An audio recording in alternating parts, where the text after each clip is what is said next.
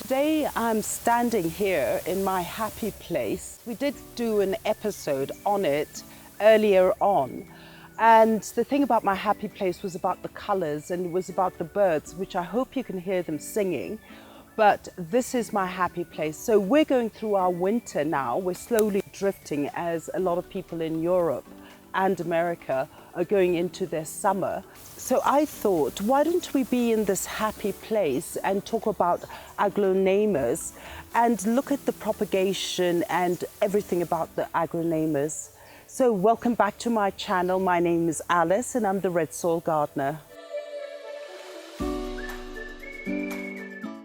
Aglaonemas are known as the Chinese Evergreen. Now the thing about Aglaonemas is about the foliage. They're always so full. Now this is my collection of Aglaonemas, but the thing is that in Asia and other countries you get so many different cultivars and so many different colors. For example, you can get pink ones that are so dramatic, but unfortunately we cannot get that in Kenya.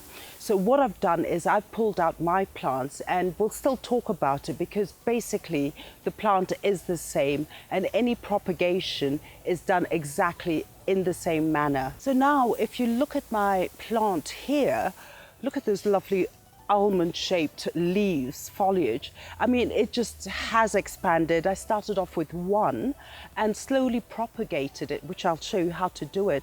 But look at that foliage. There's so much and it just keeps growing and growing. And that's the beauty about these beautiful Chinese evergreens. Now this is another one.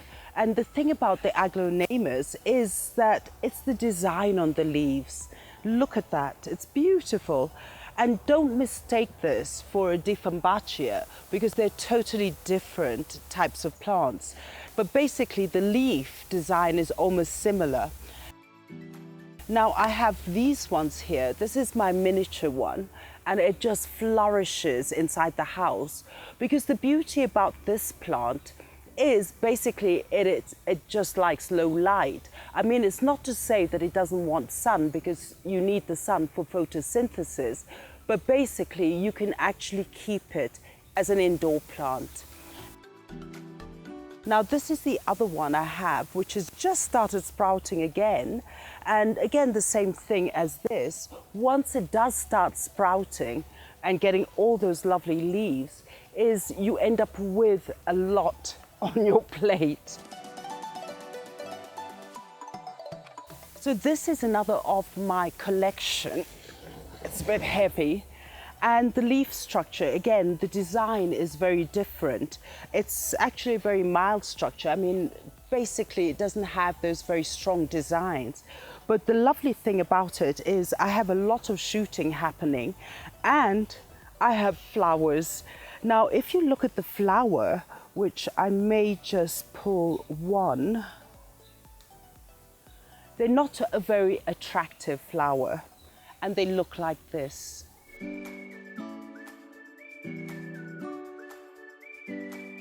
But because the flower, unfortunately to say, is not that attractive, it's always best, let's pull them out. So what I'm going to do is just use my fingers and just nip them out because we don't want the plant to go into a seed production as we've seen with a lot of these flowers, is we want all the strength to go into the foliage. So I'm just going to pull them all out, and there are many flowers, my God. And from there, I think we're good.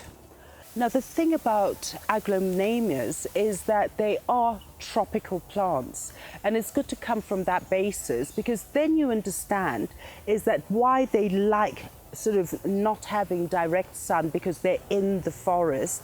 And second thing is about the humidity. They do like a bit of humidity. When you do have it in your house, don't place it at the window because they are very delicate leaves and you could scorch them.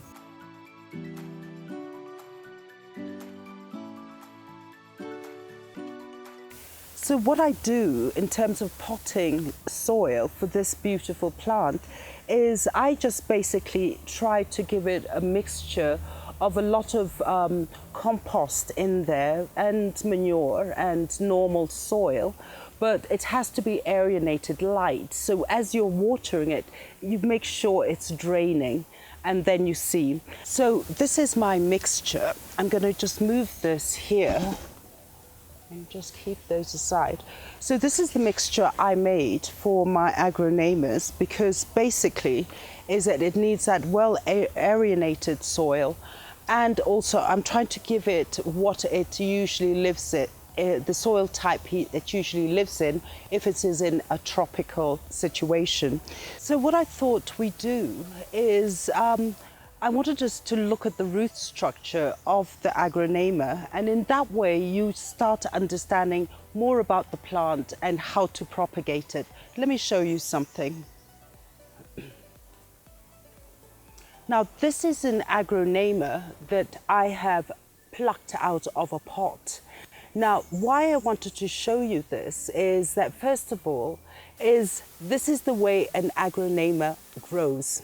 As we said, it's not a Dieffenbachia because a Dieffenbachia is a dumb cane, but the Aglaonema gets its babies here from the mother stem, and then as it grows, do you see, here's one baby. On the stalk, we have so many babies. So this is how you know to differentiate between an Aglaonema and a Dieffenbachia. But with this plant, I can make a lot of cuttings. So I'm going to actually pull out the babies, and then from there we'll see what we want to do with them. Okay, so now what I'm going to do is I'm going to separate it, which you could actually do just by pulling it.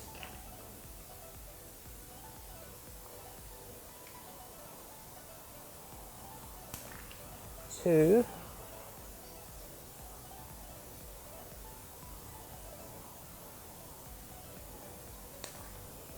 3,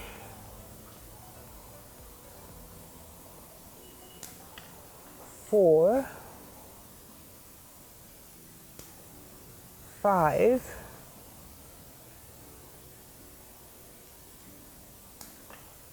6.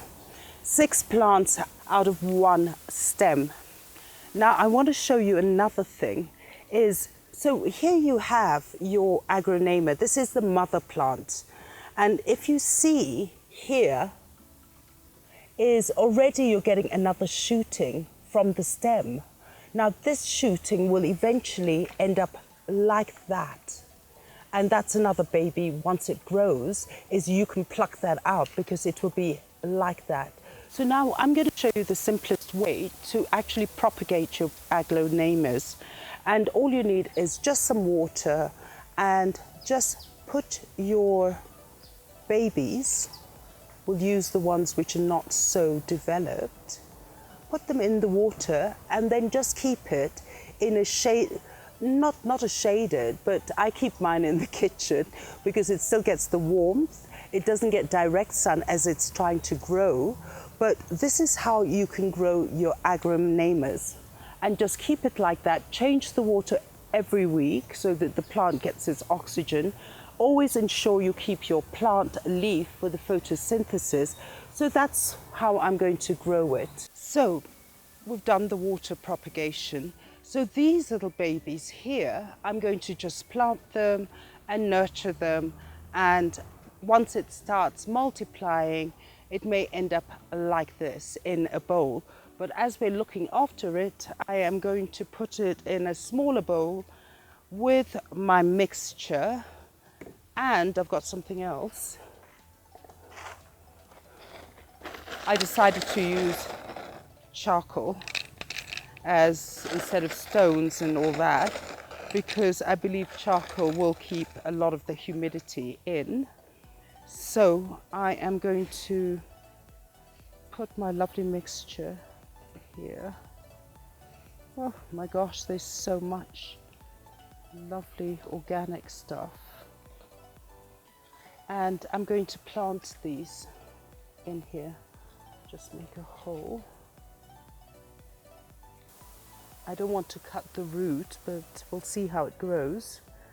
But once this starts growing, again, move it into a bigger pot, and from there, bigger pot, and in the end, to the biggest pot. So this is the second method of propagation. So you can do your propagation in water, or you get your babies and just start your soil propagation, and they will look after each other and they will grow, and in the end you move it into a bigger pot and move it in your house. Now the third method I'm going to show you is actually, so this is the mother stem here. Now what I'm going to do is actually just cut it, separate it. Here we go. Now the thing is that, as we know with most of plants that I've been showing you, it's all about the nodes, where you get your babies, and that's where you get your rooting. So here on the one I've cut, I have two choices: either put it in water and let me have a root structure, or else what I could do is actually just plant it. So what I'm going to do is I'm going to cut this one here, and I can plant it like this, and you can keep it moist, and after 2-3 months it will start rooting and it will take off. So I have this one here, and then I put my lovely soil mix in there.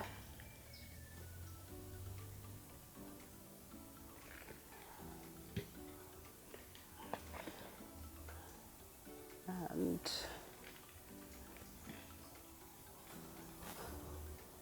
just get all this dirt out. And don't forget to leave the space, because it will go down once you water. Just throw a bit more.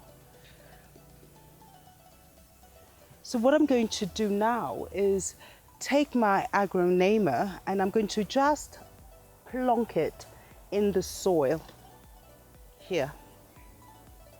So that's one. And also take this baby, and remember, it doesn't have rooting. So basically you have to keep this soil at least moist so that it can start activating the root growth. So I'm going to put another one here. There you go. Just cover it a bit and get it steady. Okay, got it. This one straight, yes. So here you go. So we have a propagation with a cutting and no rooting, but placed in soil. We have our babies, which we want to mature, and we're waiting for a good root structure, and from there we're going to move it into a pot and gradually move it into a bigger pot. And here we have another baby, but this one has rooting, but we want a quick propagation. So those are three methods. The final one is do exactly the same. Have my charcoal for drainage. This time I'm just going to do this, because what we're going to do, and you can follow this up in Instagram, I'll keep posting, is we're planting this one, because basically it can take off very nicely. And so I am going to just fill this, put it in there, and just fill it.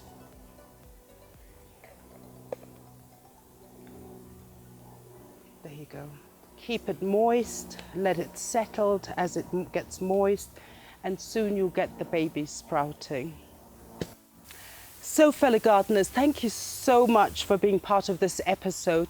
Now, basically, they're not a difficult plant and they love the indoors. And once you have them indoors and you can propagate them, they do well in your bathrooms because they love that humidity, and you can have it on your dining table, you can have it on your desk, and they grow very quickly. So here you have 4 different ways to propagate. See what works with you and just go ahead. So don't forget to like, to share, and press that notification button. And also share the channel, subscribe, share it with your friends. Also, fellow gardeners, I really would love to thank you. Since we launched this channel in November, we have reached our 1,000 subscribers, and thanks to you. And just continue supporting and continue giving me that encouragement, and we'll walk this path together.